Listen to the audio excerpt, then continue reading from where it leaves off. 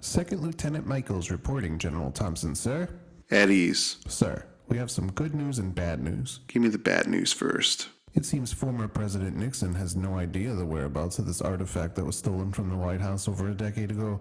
In fact, he made it sound like he had no idea. But we know for a fact he went to China recently. Yes, I know. He's a liar. Nothing new there. A disgraced leader who lost his power. We, of course, bugged his car, room, had a spy in China follow him. He came up empty. Seems to be dejected, like he gave up. So the trail with Nixon has gone cold. That isn't bad news. It is very disappointing news. Please tell me the good news is better than that. It is. We have reason to believe that the artifact was stolen by radicals with strange religious beliefs. The ones who claim responsibility for the bomb disarmed at the 1984 Olympics. The ones who were almost wiped out in a plane crash. That's the thing. We believe they few survived and left the country. We have strong belief after piecing together clues. They may have sold this artifact in Egypt. So we have a new lead. Good. How sure are we? 90%. We're waiting on confirmation. From what we know, no one has actually had real possession of this artifact. It seems to be on display in someone's place. Of course. Idiots don't even know what they possess. Sir, if I may ask, what does this artifact do? That's a need-to-know basis only, Second Lieutenant. And you don't need to know. Dismissed. Okay. Goodbye, sir. I believe we found it, and you might already be there. Where is it? Why, Egypt, of course. We're pleased with your work. You'll be useful to us. As long as I can be the one to destroy the last of the Order. Soon, we must capture him first. And in another time, things are already in motion. The next time you hear from us will be when you catch up. In the meantime, have fun playing human. Destroying their minds is so much fun. Yes, I think the people in this outfit are ready for some bad dreams. It'll help me prepare for the fun I'll have. Destroying the Order once and for all.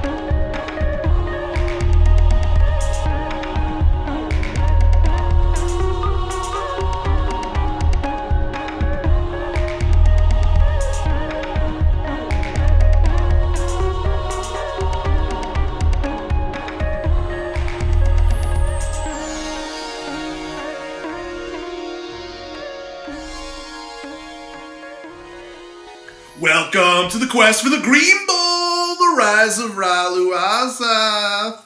It seems weird things come in threes, as in every third week. Much like week 3, week 6 was filled with strange results and low scores across our league. The top 3 teams actually had scores well below their averages, and the dream of perfection is gone for us. With injuries, buys, bad NFL coaching calls, and the wrong gut feeling costing most of us extra points. Only 2 teams actually scored over 100 points, much like week 3. And one of those teams was actually in the Game of the Week, where Green Acres hosted the Clash at Demon Head at the Lava Castle Druses in an EO versus Europa battle.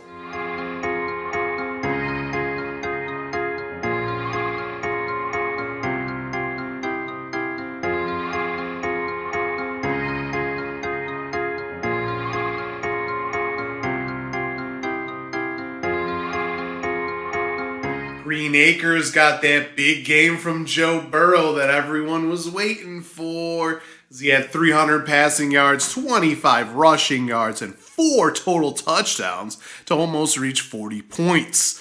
Of course, that led to a 110.34 to 77.72 win. Stephon Diggs also stepped up once again with 148 yards and a score, and the Colts' third-string running back added 79 receiving yards, 42 rushing yards, and a touchdown.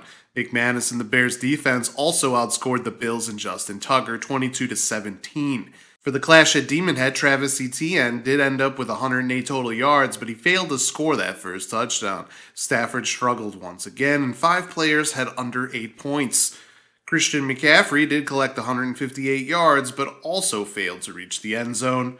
Green Acres moves to 3-3 and remains 2 games back with the tiebreaker in the EO division. The Clash at Demon Head falls to 2-4 and is 3 games back in the Europa division. Moving on, the Elite Mother Tuckers moved into the number 1 overall spot in our standings as well as the power rankings in a low-scoring game hosting the Stellar Bitches at the volcanic plateaus of Vulcan in an EO versus Ganymede matchup. The Mother Tuckers had the lead going into Monday, which helped, but still needed Eckler to step up in an 82.7 to 73.5 win. Hurts had a couple of passing touchdowns, and Eckler finished with 83 yards and a score. Tyreek Hill had 177 yards, and Andrews continued to shine at tight end with 106 yards and a touchdown. Davis and Henry both caught touchdowns for the Bitches, and Cousins also threw for 2 scores. But injuries were a problem, again with Hines not playing, leaving a 0 in the starting lineup, and of course Derrick Henry was on a bye. The Stellar Bitches are now in last place in the league at 1-5, and the Elite Mother Tuckers are first overall at 5-1.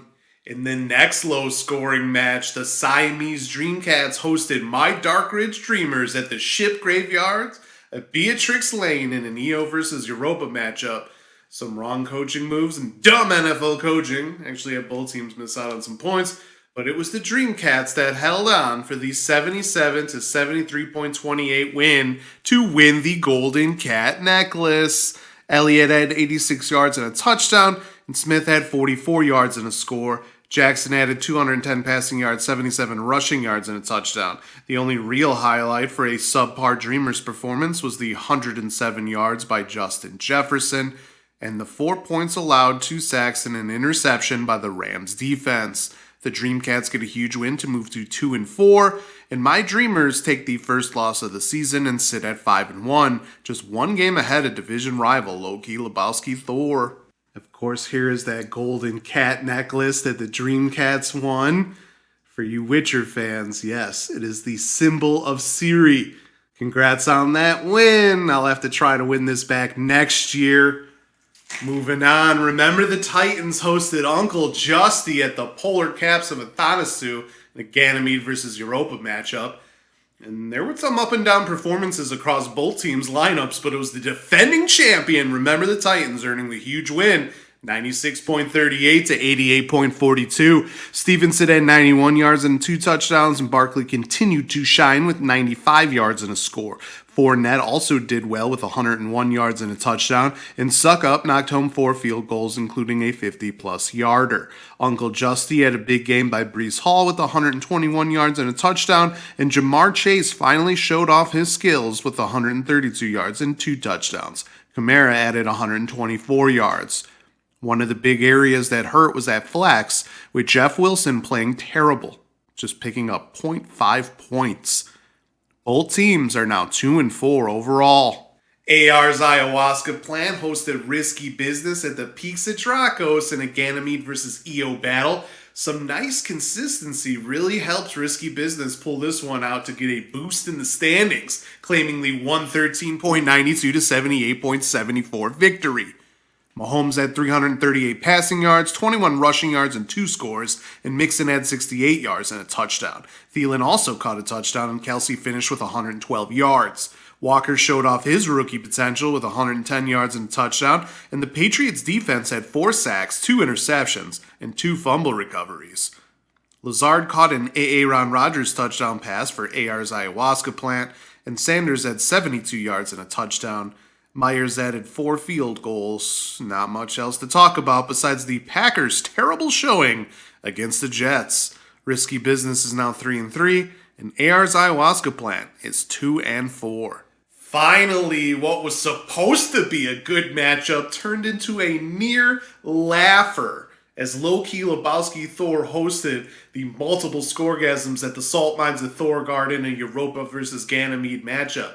The scoregasms found themselves in a tough spot with injuries and bye weeks, forcing the need to think long-term and end up taking 3-0s because of it. And even with that essential white flag, low-key Lebowski Thor almost blew this chance. Lebowski Thor did end up getting just enough in a 58.42 to 49.66 win. Lebowski Thor can thank Delvin Cook, who had 83 yards and a touchdown, with most of that coming on a 50-plus yard TD run. Cooper also caught a garbage time TD. The scoregasms were Josh Allen and no one else. Allen had 329 yards, 3 touchdowns, and 32 rushing yards. Lebowski Thor moves to 4-2 and is on the rise in this league, just one game out of first in the Europa division, the two-time champ making a push. The scoregasms fall to 5-1, but still remain 3 games ahead of everyone else in the Ganymede division, looking pretty good still. Sometimes odd things happen in the middle weeks. Injuries and buys obviously play a big part in that, but no one could foresee so many rough performances across the board in Week 6. It is possible that the difficulties from our teams being on the moons of Jupiter is starting to create some chaos, much to the Shadow's liking. Also, NFL coaches, use your talent. Seriously, guys. Have your teams play football, not this trick playmaker nonsense. I don't know if anyone notices this, but there's a lot of dumb plays happening. 4-2, you got a bruising back. You're just going to throw it. Just come on, run the ball. Run the damn ball. And that's the content for the show. Hope you enjoyed it. Join me tomorrow when we discuss the Week 7 matchups and learn about the secret Sea of Galantis. Until next time, salut. And check out the updated power rankings before you go.